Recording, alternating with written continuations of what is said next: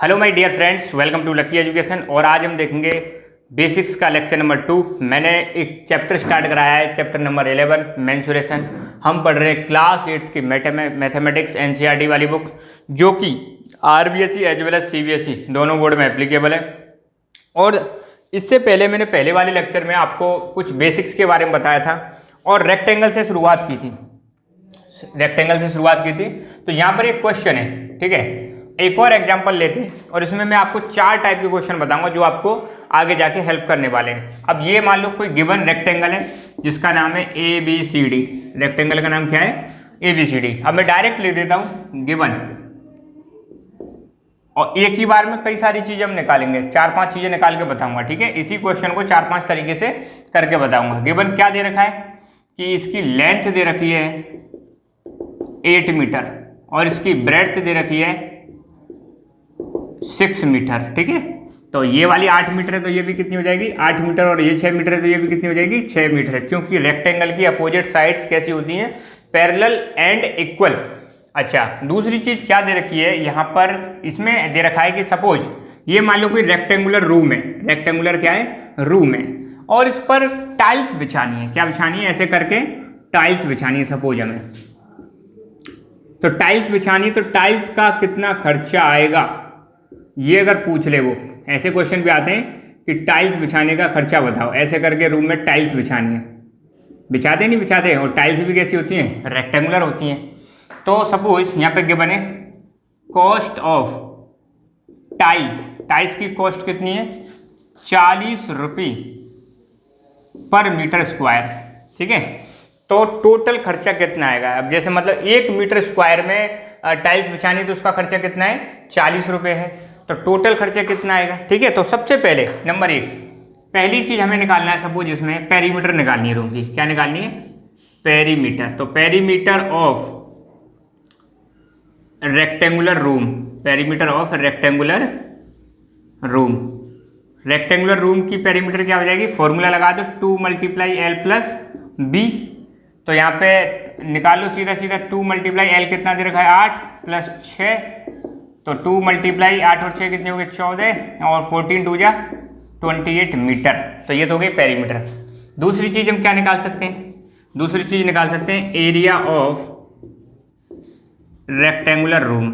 Area of rectangular room. Rectangular room का area formula क्या होता है? L × B। L कितनी दे रखी है? 8 × 6 = 48। और चूंकि हम एरिया निकाल रहे हैं, मैंने बताया था जो भी चीज़ दे रखी है उसका क्या कर दो? स्क्वायर कर दो, ठीक है, मीटर स्क्वायर। तीसरी चीज निकालनी है कॉस्ट। क्या निकालनी है? टोटल कॉस्ट निकालनी है। Find out the total cost. Total cost निकालनी है किसकी? टोटल कॉस्ट टाइल्स बिछाने की। अब वो टाइल्स बिछवाए, फर्श बिछवाए, कुछ भी करवाए, हम सारी चीज निकाल सकते हैं। तो अब यहाँ पे लिखेंगे because cost of tiles in 1 metre square. 1 metre square में कॉस्ट कितनी दे रखी है? 40 रुपये, यहाँ रुपये 40, ठीक है। 1 मीटर स्क्वायर में इतनी दे रखी है। और टोटल रूम का एरिया कितना है? 48, ठीक है। जब टोटल कॉस्ट निकालो तो हमारे पास क्या होना चाहिए? इसका टोटल एरिया होना चाहिए। और टोटल एरिया कितना आ गया? 48 आ गया। तो चूंकि एक की दे रखी है तो बाकी की कितनी हो जाएगी? मल्टीप्लाई कर देंगे। Therefore cost of tiles in 48 metre square. 48 metre square में कितनी हो जाएगी? 40 × 48 कितना हो जाएगा? कितने हो जाएगा? 1920 रुपये, 1920 रुपये आ जाएगा, ठीक है। तो आप क्या करो, 1 मीटर की दे रखी है तो बाकी टोटल निकालनी है, तो रूम का क्या निकाल लो? एरिया निकाल लो, ऐसे करके आ जाएगा। तो ऐसे करके भी क्वेश्चन बन सकता है। अब इसी में अब देखो, ये तो हमने किया एक सीधा सीधा, ऐसे करके कई सारे क्वेश्चन पूछ सकते हैं आपसे। वो पेरीमीटर भी निकलवा सकता है आपसे, एरिया भी निकलवा सकता है, और आपसे ऐसे करके रूम में कोई चीज़ की कॉस्ट भी निकलवा सकता है। अब सपोज यहीं पर देख लेते हैं। अब ये क्वेश्चन यहाँ पे सेट करके देखते हैं इसी में से। अब मान लो हमें लेंथ निकालनी है। क्या निकालनी है? लेंथ निकालनी है। इसी क्वेश्चन को देखते हैं। तो लेंथ निकालनी है, यहाँ पे 2 चीज़ दे रखी है। सपोज क्या दे रखा है? एरिया दे रखा है। एरिया कितना आ गया हमारा? 48 मीटर स्क्वायर। और ब्रेड्थ कितनी दे रखी है? ये दे रखी है आपकी 6 मीटर। कैसे निकालोगे? अब देखो साइड निकालने का मैंने कल बताया था आपको तरीका, क्या बताया था कि जो चीज़ दे रखी है उसी का फॉर्मूला लगा दो। किसका दे फॉर्मूला लगाना? एरिया। तो हम लिख देंगे एरिया ऑफ रेक्टेंगल कितना होता है? L multiply B. अब जो चीज़ दे रखी है उसको रख दो, बाकी चीज़ अपने आप निकल के आ जाएगी। तो रेक्टेंगल का एरिया कितना दे रखा है? 48 बराबर एल कितनी दे रखी है? पता नहीं, एल को एल लेने दो, मल्टीप्लाई बी कितनी है? 6। तो जब कोई चीज़ मल्टीप्लाई में हो तो किस में आ जाएगी? डिवाइड में। तो एल बराबर क्या हो जाएगा? 48/6। काट दो, कितना आ जाएगा? 8। ठीक है, तो 8। अब लेंथ किस में? मीटर में। तो ये हो गया हमारा ऐसा क्वेश्चन। अब सपोज यहाँ पे क्या दे देता वो, यहाँ पे अगर मान लो लेंथ दे देता, ब्रेड्थ निकलवा लेता, तो ब्रेड्थ भी निकाल सकते हैं हम आसानी से, कोई दिक्कत नहीं है। ठीक है, और दूसरा एक और तरीका क्या है, एक तरीका और बता दूं, पेरीमीटर वाला भी मैंने आपको बताया था। एक और एग्जांपल ले लेते हैं इसी में। देखो, अब सपोज लेंथ दे रखी है, लेंथ दे रखी है 8 मीटर, है ना, और पेरीमीटर दे रखी है कितनी? 28 मीटर। कह रहा है ब्रेड्थ निकालो। सिंपल है, फॉर्मूला लगा दो किसका? पेरीमीटर का। तो पेरीमीटर ऑफ रेक्टेंगल क्या हो जाएगी? 2 × L + B। जो चीज़ दे रखी है उसको रख दो, बाकी हटा, अपने आप निकल के आ जाएगी। तो पेरीमीटर कितनी है? 28 = 2 × लेंथ कितनी दे रखी है? 8। क्या निकलवा रहा है? ब्रेड्थ। कोई बात नहीं, सिंपल है। तो 28 = 2 को अंदर मल्टीप्लाई करो, 16 + 2b। 2 को 8 से करेंगे तो 16, प्लस 2 को b से करेंगे तो 2b। तो 16। अब देखो प्लस माइनस में जब चीज़ें होती हैं तो इसको इधर ट्रांसफर कर दो। तो 28 - 16 बराबर 2b। 28 में से 16 गए तो कितने बचे? 12 बराबर 2b। अब ये b के मल्टीप्लाई में 2, तो अगर हमें b निकालना है तो b बराबर क्या हो जाएगा? 12/2। उड़ा दो, 6 मीटर। तो ब्रेड्थ कितनी आ गई? 6 मीटर। तो कुल मिला के ये है कि क्वेश्चन कैसे भी दे, यहाँ पे मेरा बताने का पर्पज यही था। एक चीज़ आपको अगर ढंग से समझ में आ गई, यही कॉन्सेप्ट हम अप्लाई कर देंगे सर्कल पर, यही कॉन्सेप्ट हम अप्लाई कर देंगे रेक्टेंगल अपने स्क्वायर पर, यही कॉन्सेप्ट हम अप्लाई कर देंगे ट्रेपेजियम पर, पैरेललोग्राम। कुछ भी दे रखा हो, मेंसुरेशन में अगर कुछ भी दे रखा हो, ये कॉन्सेप्ट आपको याद रखने हैं। ठीक है, अगर एरिया पेरीमीटर निकलवा रहा है तो वो साइड दे के रखेगा, अगर वो साइड निकलवा रहा है कोई सी भी तो इसका मतलब या तो एरिया देख रखेगा या पेरीमीटर। और कॉस्ट निकलवानी है तो वो 1 मीटर की देख रखेगा, टोटल कॉस्ट निकाल सकते हो आप। समझ गए? और भी जो क्वेश्चन आएंगे उनको हम देखते रहेंगे, तो इसको नोट डाउन करो। हाँ बच्चों, ये देख लेना, नीचे शायद दिखाई नहीं दे रहा होगा, अब आई होप आपको दिख रहा होगा। तो अब तक हमने देखा रेक्टेंगल के बारे में। अब हम दूसरा ज्योमेट्रिक फिगर लेते हैं, दूसरा लेते हैं हम स्क्वायर। क्या लेंगे? स्क्वायर लेंगे।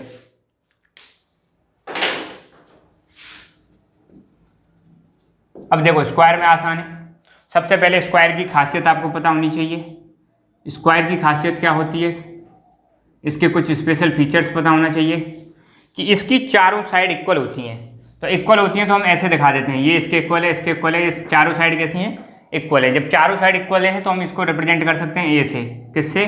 ए। ठीक है, अच्छा इसको नाम दे देते हैं PQRS, ये इसका नामकरण हो गया। तो इसके फीचर्स क्या हैं? फीचर्स की अगर बात करें तो number 1, all sides are equal, सारी साइड्स कैसी हैं? इक्वल है।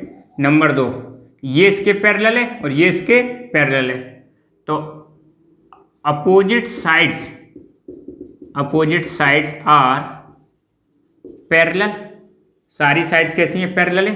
तो हम इसको ऐसे दिखाना चाहें यहाँ पे, तो PQ बराबर हो जाएगी आपके QR के, QR ये बराबर हो जाएगी RS के, और ये बराबर हो जाएगी SP के। ठीक है, तो सारी साइड्स कैसी हैं? इक्वल है, ये चीज़ ध्यान रखना।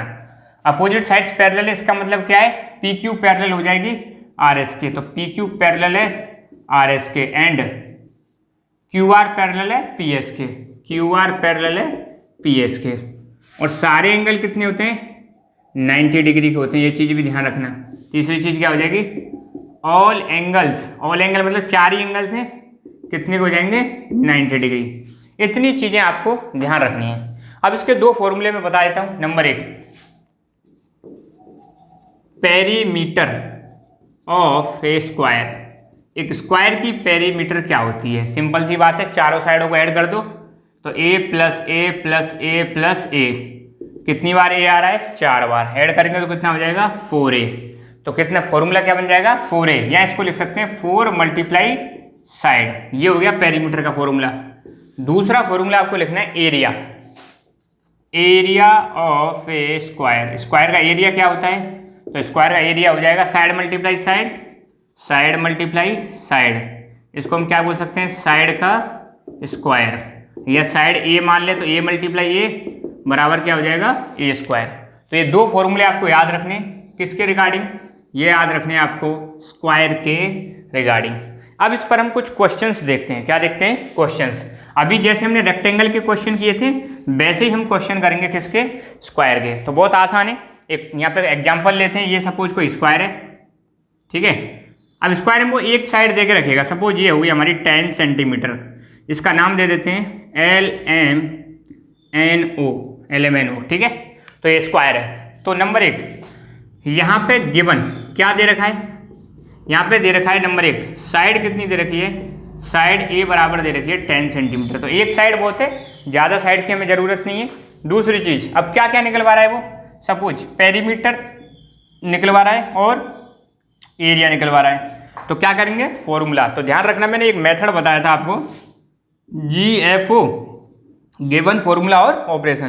तो गिवन लिख दिया, क्या निकलवा रहा है, पेरीमीटर। तो हम लिख देंगे सबसे पहले perimeter of a square, square की पेरीमीटर क्या होती है। तो फॉर्मूला क्या है, 4 मल्टीप्लाई साइड या 4 मल्टीप्लाई ए, ऐसे लिख सकते हैं। तो साइड कितनी देर की, 4 मल्टीप्लाई साइड है अपनी 10, तो कितनी हो जाएगी 40 सेंटीमीटर, 40 सेंटीमीटर। दूसरा क्या निकलवा रहा है, एरिया। तो एरिया निकालना आसान है, area of a square, area क्या हो जाएगा, एरिया हो जाएगा आपका ए स्क्वायर, ठीक है। तो ए कितना है, ए हमारा 10 है, तो 10 मल्टीप्लाई 10। स्क्वायर का मतलब क्या होता है, मतलब जैसे सपोज ए को कोई भी चीज़ के ऊपर स्क्वायर है, तो मतलब अंदर वाली चीज़ को उतनी बार 2 से क्या कर दो, 2 बार मल्टीप्लाई कर दो, सॉरी। तो कितना हो जाएगा 100 सेंटीमीटर स्क्वायर। जब भी एरिया लगाओ तो आपको क्या लगाना है, यहाँ पे स्क्वायर लगाना है, ठीक है। ये चीज़ आप ध्यान रखना। तो ये क्वेश्चन बन गया। इसी क्वेश्चन को अगर ऐसे दे दे, वो क्या दे दे, क्वेश्चन अगर दे दे कि कोई स्क्वायर का एरिया, एरिया ऑफ स्क्वायर दे रखा है, क्या दे रखा है, एरिया ऑफ ए स्क्वायर दे रखा है, कितना दे रखा है 100 सेंटीमीटर, कितना दे रखा है 100 centimetre. Find the side, find the side of a square, square की साइड निकालो। अब देखो साइड निकालना आसान है, जो चीज़ दे रखी है उसी का क्या लगा दो, फॉर्मूला लगा दो। तो क्या लिख देंगे, area of a square, square का एरिया क्या होता है ए स्क्वायर, ठीक है।